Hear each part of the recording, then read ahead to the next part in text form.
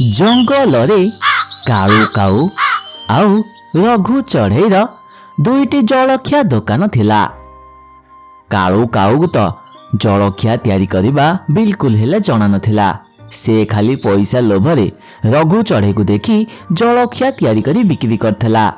ଆଉ ବହୁତ କମ୍ ମୂଲ୍ୟରେ ବିକ୍ରି କରିଥିବା କାରଣରୁ ଚଢ଼େଇମାନେ ତ ତା ପାଖକୁ ଖାଇବାକୁ ଯାଉଥିଲେ। ହେଲେ ଯିଏ ଯାଉଥିଲା ଥରେ ହିଁ ତା ପାଖରେ ଖାଉଥିଲା, କାରଣ ତା ଜଳଖିଆ ଏତେ ଅସ୍ୱାଦ ଥିଲା ଯେ ଚଢ଼େଇମାନେ ଦ୍ୱିତୀୟ ଥର ତା ପାଖକୁ ଖାଇବାକୁ ଯାଉନଥିଲେ।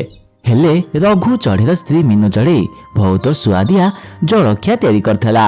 ସେଥିଲାଗି ତା ପାଖକୁ ଥରେ ଯିଏ ଖାଇବାକୁ ଯାଉଥିଲା ବାରମ୍ବାର ତାରି ପାଖରୁ ହିଁ ଜଳଖିଆ ଖାଉଥିଲା। ବୁଝିଲ ସୁନ୍ଦରୀ କାଉ, ସେ ମିନୁ ଚଢ଼େଇ ଭାରି ସୁଆଦିଆ ଜଳଖିଆ ତିଆରି କରୁଛି। ସେଥିଲାଗି ତା ପାଖକୁ ସବୁ ଚଢ଼େଇ ମାନେ ଜଳଖିଆ ଖାଇବାକୁ ଯାଉଛନ୍ତି। ତା ବେପାରକୁ ଦେଖି ସିନା ମୁଁ ଜଳଖିଆ ଦୋକାନ ଆରମ୍ଭ କରିଦେଲି, ହେଲେ ମୋ ପାଖକୁ ଯିଏ ଥରେ ଖାଇବାକୁ ଆସିଛି ଦ୍ୱିତୀୟ ଥର ଜମା ବି ମୋ ଦୋକାନ ଆଡ଼କୁ ଅନଉ ନାହିଁ। ଆରେ ରଘୁର ସ୍ତ୍ରୀକୁ ଦେଖ, ସେ କେତେ ସୁଆଦିଆ ସବୁ ଜିନିଷ ତିଆରି କରୁଛି, ଆଉ ତମେ ଗୋଟେ ଖାଲି ବସିକି ଖାଇବା ଜାଣିଛ। ତମେ ଯଦି ଏମିତି ସୁଆଦିଆ କିଛି ଖାଇବା ତିଆରି କରନ୍ତ ତାହେଲେ ସେୟାକୁ ମୁଁ ଜଙ୍ଗଲରେ ବିକ୍ରି କରି ଭଲ ଲାଭ ହୁଅନ୍ତାନି। ହେଲେ ତମେ ତ ମୋ କଥା ଜମା ବି ଶୁଣୁନ, ଅଳସୁଆଣୀ ଭଳି ଖାଲି ଘରେ ଖାଇକି ଶୋଉଛ। ତମକୁ କିଏ କହୁଥିଲା କହିଲ ଏ ବେପାର କରିବା ପାଇଁ? ତମେ ତ ଜାଣିଛ ମତେ ନା ତମକୁ କାହାକୁ ବି ଭଲ ଜଳଖିଆ ତିଆରି କରିବା ଜଣା ନାହିଁ। ତଥାପି ମଧ୍ୟ କାହିଁକି ଜଳଖିଆ ବେପାର ଆରମ୍ଭ କରୁଥିଲ? ଅଲଗା କିଛି ବେପାର କରିକି ପଇସା ରୋଜଗାର କଲେ ହୁଅନ୍ତାନି। ତମେ ତ କାହାର ଉନ୍ନତିକୁ ଦେଖି ଜମା ସହିପାରୁନ। ସେ ରଘୁର କ'ଣ ଟିକେ ଭଲ ବେପାର ହେଲା ବୋଲି ତମେ ସେଇ ବେପାର ଆରମ୍ଭ କରିଦେଲ। ତମେ ବି ଯଦି କିଛି ଅଲଗା ବେପାର ଆରମ୍ଭ କରିଥାନ୍ତ ତାହେଲେ ତମ ବେପାର ଭଲ ଚାଲିଥାନ୍ତା। ଆରେ ଅଲଗା ଆଉ କି ବେପାର କରିବି? ଏମିତିରେ ତ ମୋ ପାଖରେ ସେମିତି କିଛି ଭଲ କଳା ନାହିଁ ଯୋଉ କଳା ବିକ୍ରି କରି ମୁଁ ଚଢ଼େଇ ମାନଙ୍କ ପାଖରୁ ପଇସା ରୋଜଗାର କରିପାରିବି। ମତେ ତ ଖାଲି କପି କରିବା ଜଣା ଅଛି। ଯୋଉ ବେପାର ଆମ ବଜାରରେ ଭଲ ଚାଲୁଥିବ ମୁଁ ସେଇ ବେପାର କରେ, ଆଉ ଯାହା ଯେତିକି ନା ବେପାର ଚାଲେ ଭଲ ଦିଟା ପଇସା ରୋଜଗାର କରେ। ହେଲେ ଏଥରକ ତ ମୋ ବେପାର ପୁରା ମାନ୍ଦା ହେଇଯାଇଛି। ଚଢ଼େଇ ମାନେ ଜମା ବି ଆସୁନାହାନ୍ତି ମୋ ପାଖକୁ ଖାଇବା ପାଇଁ। ଆଚ୍ଛା କାଳୁ କାଉ, ଗୋଟେ କାମ କରିବା କି, ମୋ ଭାଇକୁ ଡାକିବା କି? ମୋ ଭାଇକୁ ସୁଆଦିଆ ସବୁ ଜଳଖିଆ ତିଆରି କରିବା ଜଣା ଅଛି। ସେ ତ ସହର ଜଙ୍ଗଲର ଗୋଟେ ବଡ଼ ଜଳଖିଆ ଦୋକାନରେ ରହି କାମ କରୁଥିଲା, ଆଉ ଏବେ ସେ ଘରକୁ ଆସିଛି।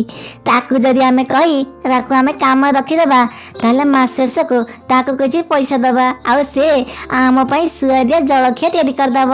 ତାପରେ ତ ସେ ମିନୁ ଚଢ଼େଇ ଯୋଉ ଜଳଖିଆ ତିଆରି କରୁଛି ତାକୁ ପୁରା ଫେଲ ମାରିଦେବ ଆମ ଜଳଖିଆ। ତମ ଭାଇ ସହର ଜଙ୍ଗଲ ରହିକି କାମ କରୁଥିଲା, ଆଉ ମୁଁ କଣ ତାକୁ ସହର ଜଙ୍ଗଲ ଭଳି ଦରମା ଦେବି ନା କଣ? ଏତେ ଟଙ୍କା ଯଦି ଦରମା ଦେବି ତାହେଲେ ମୋ ଲାଭ ମଧ୍ୟ ରହିବ ନାହିଁ, ସବୁ ତ ତମ ଭାଇ ଶୋଷିଦବ। ଏଇ ଛୋଟ ଚିନ୍ତାଧାରା ଲାଗି ତମେ ଜମା ବି ଆଗକୁ ବଢି ପାରୁନ। ଆରେ ମୋ ଭାଇ ଯଦି ଜଳଖିଆ ତିଆରି କରିବ ତାହେଲେ ତ ବହୁତ ସୁଆଦ ଲାଗିବ, ଆଉ ଚଢ଼େଇ ମାନେ ଆମ ପାଖକୁ ସବୁ ଖାଇବାକୁ ଆସିବେ। ଆଉ ଏତେ ଯଦି ବେପାର ହବ ତାହେଲେ ସେଇ ପଇସା ମୋ ଭାଇକୁ କିଛି ଦେଇପାରିବନି। ତମେ ତ ଖାଲି ଜାକି ହଉଛ। ହଉ ଠିକ ଅଛି, ଏମିତିରେ ତ ବେପାର ପୁରା ମାନ୍ଦା ଚାଲିଛି। ହଉ ତମ ଭାଇକୁ ଡାକ, ତମ ଭାଇ ଆସି କଣ ଏମିତି ବେପାର ବଢେଇବ ମୁଁ ଟିକେ ଖାଲି ଦେଖିବି। ସୁନ୍ଦରୀ କାଉ ତା ଭାଇକୁ ଫୋନ କରି ଡକେଇଲା। ତା ଭାଇ ତା ପରଦିନ ଆସି ଘରେ ପହଞ୍ଚିଲା। ଆରେ ଭଉଣୀ ସୁନ୍ଦରୀ କାଉ, କଣ ହେଇଛି? ମତେ କଣ ଏମିତି ଡକେଇଛୁ? ଯଥା ଶୀଘ୍ର କହ, ମତେ ପୁଣି ସହର ଜଙ୍ଗଲକୁ ଯିବାର ଅଛି। ମୋ ମାଲିକ ବା ମତେ ଫୋନ କରିଥିଲା, କହିଲା ଯଥା ଶୀଘ୍ର ଆସି ଦୋକାନ ମାନ୍ଦା ପଡ଼ିଲାଣି। ବୁଝିଲ ଭାଇ, ତମକୁ ଆଉ ସହର ଜଙ୍ଗଲକୁ ଏତେ ପରିଶ୍ରମ କରି ଯିବାକୁ ପଡ଼ିବ ନାହିଁ। ବରଂ ତମ ଭଉଣୀ ପାଖରେ ରହିକି ଭଉଣୀ ହାତରୁ ସୁଆଦିଆ ଖାଇବା ଖାଇକି ଏଇଠି କାମ କରିବ। ଆରେ କଣ କହୁଛୁ ଭଉଣୀ? ମୁଁ କିଛି ବୁଝିପାରୁନି। ଆରେ ମୁଁ ଯେ ଆଉ ତୋ ପାଖରେ କି କାମ କରିବି? ତମେ ତ ଦୁଇ ଜଣ ଏମିତି କରିବ, ତମେ ଯେ ମତେ କି କାମ ଦବ କହିଲ? ଆରେ ନାଇଁ ନାଇଁ, ତମେ ଏମିତି କଥା କାହିଁ କହୁଛ? ଆରେ ଆମର ବା ଆମ ଗାଁ ଜଙ୍ଗଲରେ ଗୋଟେ ବଡ଼ ଦୋକାନ ଅଛି, ତମେ ସେଇଠି ଜଳଖିଆ ସବୁ ତିଆରି କର, ଆଉ ତମକୁ ମୁଁ ମାସ ଶେଷରେ ଭଲ ଦରମା ଦେବି। କାଳୁ କାଉ ପାଖରୁ ଏମିତି କଥା ଶୁଣି ସୁନ୍ଦରୀ କାଉ ଭାଇ ବହୁତ ଜୋରେ ହସିବାକୁ ଲାଗେ। ବୁଝିଲ କାଉ ଭାଇ, ତମେ ଯୋଉ କଥା କହୁଛ ନା ମତେ ଭାରି ହସ ଲାଗୁଛି। ଆରେ ମୋର ଯେତିକି ଦରମା ଯଦି ସେତିକି ଦବାକୁ ଲାଗିବ ନା ତାହେଲେ ତମକୁ ତମ ଘର ବାଡ଼ି ବିକ୍ରି କରିବାକୁ ପଡ଼ିବ। କହିଲେ କହ ନା ମତେ କାମ ରଖିବ। ମୋ ଜମା ସମୟ ନଷ୍ଟ କରନି। ଛାଡ଼ ମୁଁ ଯାଉଛି। ବୁଝିଲ ଭଉଣୀ, ମୁଁ ଆଉ କେତେବେଳେ ଆସିବି, ଏବେ ମୋ ବହୁତ ଡେରି ହେଇଗଲାଣି। ଓହୋ ଭାଇ ଏମିତି କାଇଁ ହଉଛୁ କହିଲୁ? ତୋ ଭଉଣୀ ତୁ ଟିକେ ଏତିକି ସାହାଯ୍ୟ କରିପାରିବୁନୁ? ସେଥିଲାଗି ତତେ ଡାକିଛି, ଆଉ ତୁ ଏମିତି ଛଇ ଗୋଟେ ଦେଖେଇଉଛୁ। ଭଉଣୀ ବହୁତ ମନ ଦୁଃଖ କରି କହିବା କାରଣରୁ ଭାଇ ଶୁଣିବାକୁ ଲାଗିଲା। ଏହାପରେ କାଳୁ କାଉ ଆଉ ସୁନ୍ଦରୀ କାଉ ତାକୁ ସବୁ ଘଟଣା ବିଷୟରେ କହିଲେ। କେବଳ ତୁ କହୁଛୁ ବୋଲି ମୁଁ ତ କଥା ଶୁଣୁଛି। ହଉ ତୁ ଯଦି କହୁଛୁ ଗୋଟିଏ ମାସ ମୁଁ ତମ ଜଳଖିଆ ଦୋକାନରେ କାମ କରିକି ଦେଖେ। ସୁନ୍ଦରୀ କାଉର ଭାଇ ସୁଆଦିଆ ଜଳଖିଆ ସବୁ ତିଆରି କଲା ଆଉ କାଳୁ କାଉ ମାର୍କେଟିଂ କାମରେ ଲାଗିଗଲା। ଆରେ ଚଢ଼େଇ ମାନେ ଆସ ଆସ ଆସ ମୋ ଦୋକାନକୁ ଆସ। ଆରେ କେତେ ସୁଆଦିଆ ସବୁ ଖାଇବା ତିଆରି ହଉଛି, ଏଥର ଆସ। ଥରେ ଖାଇବ ବାରମ୍ବାର ଆସିବ। ଆସ ଆସ ଆସ ଧାଇଁକି ଆସ। ଆରେ ମିନୁ ଚଢ଼େଇ ଜଳଖିଆ ଠାରୁ ମୋ ଜଳଖିଆ ଭାରି ସୁଆଦିଆ ଲାଗୁଛି। ଧାଇଁକି ଆସ ଧାଇଁକି ଆସ। କାଳୁ କାଉର ଜଳଖିଆ ପ୍ରକୃତରେ ବହୁତ ସୁଆଦିଆ ଲାଗୁଥିଲା। ସେଥିଲାଗି ସବୁ ଚଢ଼େଇମାନେ କାଳୁ କାଉର ପାଖରୁ ଜଳଖିଆ ଖାଇବାକୁ ଲାଗିଲେ, ଯାହାଫଳରେ ରଘୁର ବେପାର ପୁରା ମାନ୍ଦା ହେଇଗଲା। ବୁଝିଲ ମିନୁ ଚଢ଼େଇ, ଆମ ବେପାର ପୁରା ମାନ୍ଦା ହେଇଗଲାଣି। ଆରେ ସେ କାଳୁ ଭାଇ ତାଙ୍କ ଭାଇକୁ ଡକେଇଛନ୍ତି। ଆରେ ମୁଁ କାଳେ ଶୁଣିଲି ତାଙ୍କ ଭାଇ ସହର ଜଙ୍ଗଲ ଗୋଟେ ବଡ଼ ଜଳଖିଆ ଦୋକାନରେ ହିଁ କାମ କରୁଥିଲେ।